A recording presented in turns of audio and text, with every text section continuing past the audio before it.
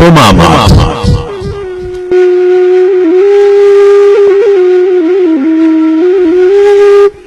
የመጀመሪያው ቁስል ክፍል 5 ከማቁሰል የከፋ መሳም።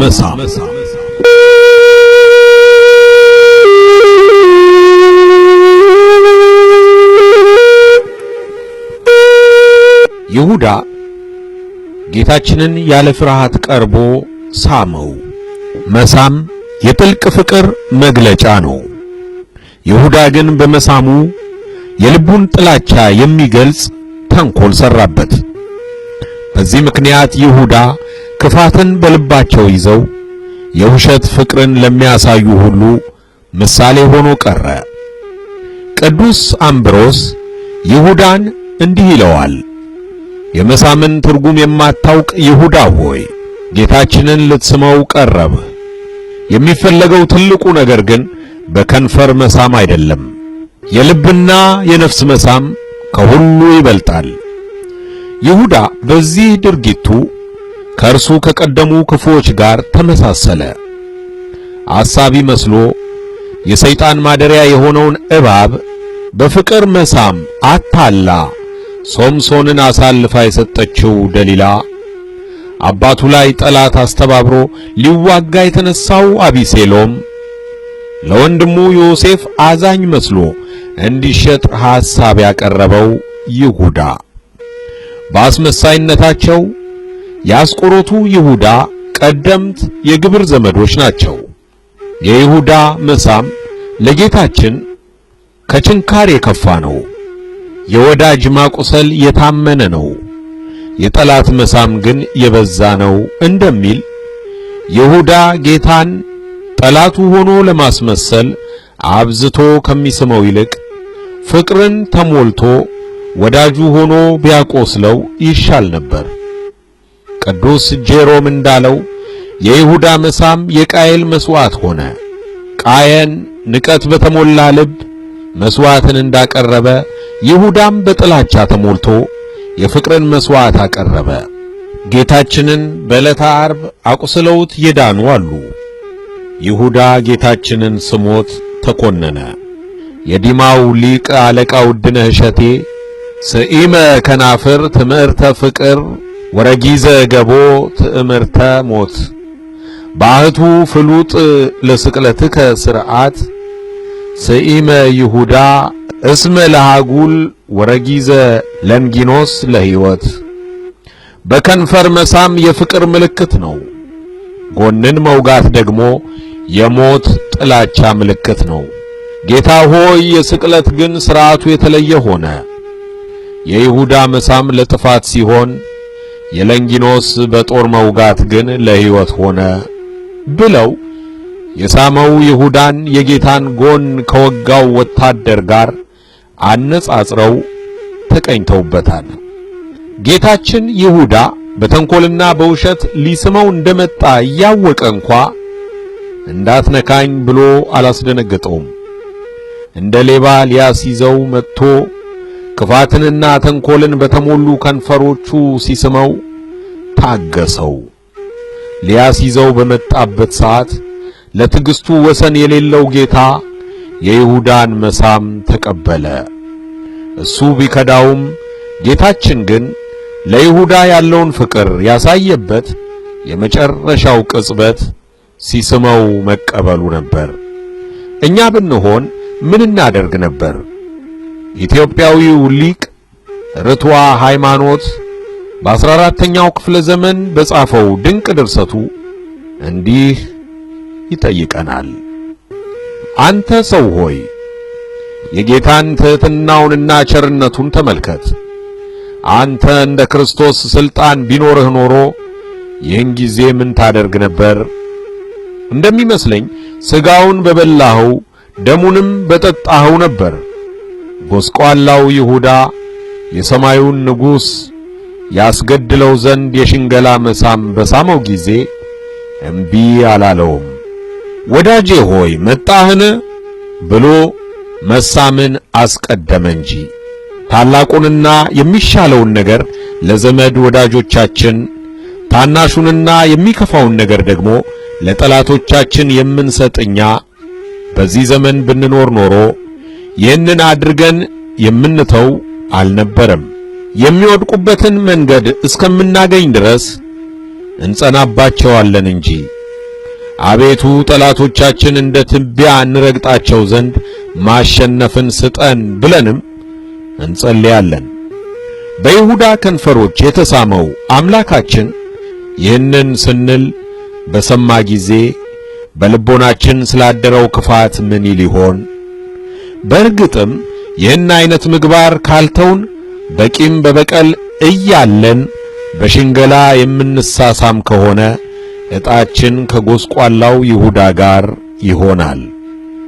ሊሸጠው እንደመጣ እያወቀ ይሁዳ በሐሰት ፍቅር ሲያቅፈው ጌታችን ልቡን ምንኛ አሳዝኖትና አሞት ይሆን? እርሱ ግን ይህንን ሕመም ታግሶ ተቀበለ። ይሁዳም እንደ ጠላቱ እየሸጠው እንደ ወዳጁ አቅፎ ሳመው። ጌታችን በሩ እኔ ነኝ፣ በእኔ የሚገባ ይድናል ብሎ ሲናገር ቢሰማም ይሁዳ ግን በሩን ጌታን ስሞ ተሳልሞ ወደ ውስጥ በመግባትና በመዳን ፈንታ ወደ ሲኦል ገሰገሰ። ከውጭ ተሳልሞ መመለስ ይኸው ነው ትርፉ። የክርስቶስ አካል የሆነችው ቤተክርስቲያናችን የጌታዋ ሕመም ዘልቆ ስለሚሰማት የይሁዳን በመሳም አሳልፎ መስጠት በማሰብ በሕማማት ሳምንት ልጆቿ ምእመናንን በመሳሳም ሰላምታ እንዳይለዋወጡ ትከለክላለች። በዓመት ውስጥ 361ዱን ቀናት ታምሁ በበይናቲክሙ በአምሃ ቅድሳት እርስ በርሳችሁ በተቀደሰ አሳሳም ሰላምታ ተለዋወጡ እያለች የቅዱስ ጳውሎስን የሰላምታ አዋጅ በቅዳሴዋ የምታውጀው ቤተክርስቲያን በሕማማቱ ሳምንት ግን እንዳይሳሳሙ ታስቆማቸዋለች። ይህ ሳምንት መድኃኒታችሁ ስለናንተ በሽንገላ መሳምን የታገሰበት ሳምንት ነው። ይህ ሳምንት የፍቅር ምልክት የሆነው መሳሳም የጥላቻ ምልክት የሆነበት ሳምንት ነው ብላ ሰላምታ ይቅርባችሁ ትላለች። ምእመናንም በዚያ ሳምንት ውስጥ ሰላምታ ሊለዋወጡ ከጀመሩ በኋላ ሕማማት መሆኑን አስታውሰው ቆም ሲሉ በዚያው መድኃኔ ዓለም ክርስቶስ በይሁዳ መሳም ተላልፎ መሰጠቱን ለቅጽበት ያስባሉ።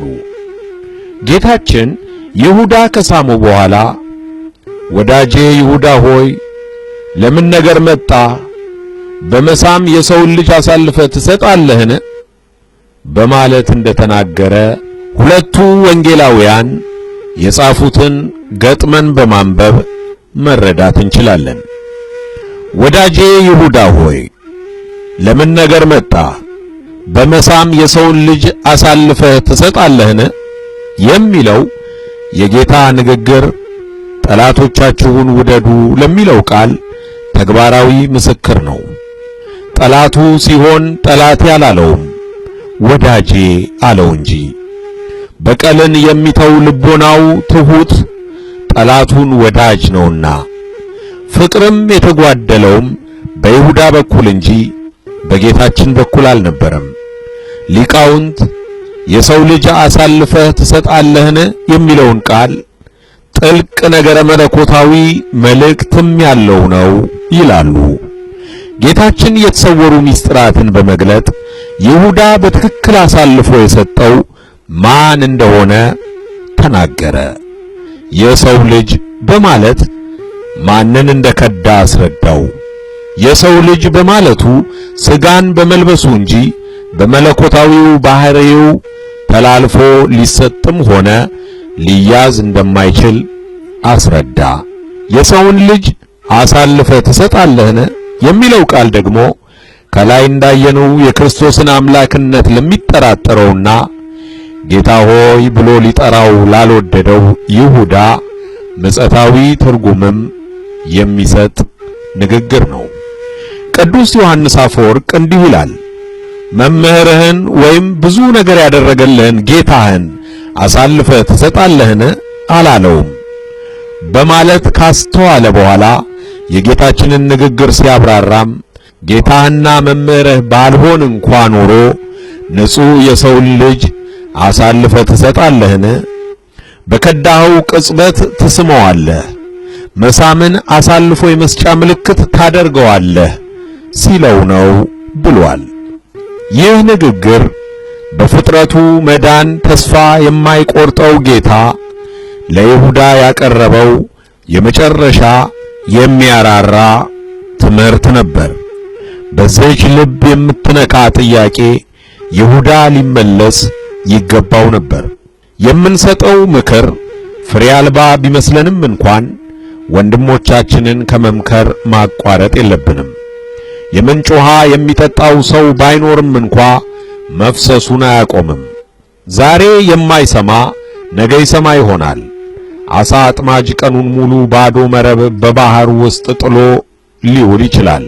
በመጨረሻዋ ቅጽበት ግን አሳ ሊያጠምድ ይችላል። ለዚህ ነው ጌታችን ይሁዳ እንደማይሰማው እያወቀ እንኳ እስከ ተያዘባት የመጨረሻ ሰዓት ድረስ ምክርን መስጠቱን አላቋረጠም ይላል ቅዱስ ዮሐንስ አፈወርቅ። አዎን ጌታችን የይሁዳን ነፍስ ወደ ቅድስና መረብ አጥምዶ ለማስቀረት 3 ዓመታት ሙሉ ያለማቋረጥ እጁን ዘረጋ። ተይዞ ሊሄድባት ባለባት ምሽት እንኳ ይሁዳን ለመመለስ በፍቅር ቃል አናገረው። የወደዳቸውን እስከ መጨረሻው ወደዳቸው ይላልና።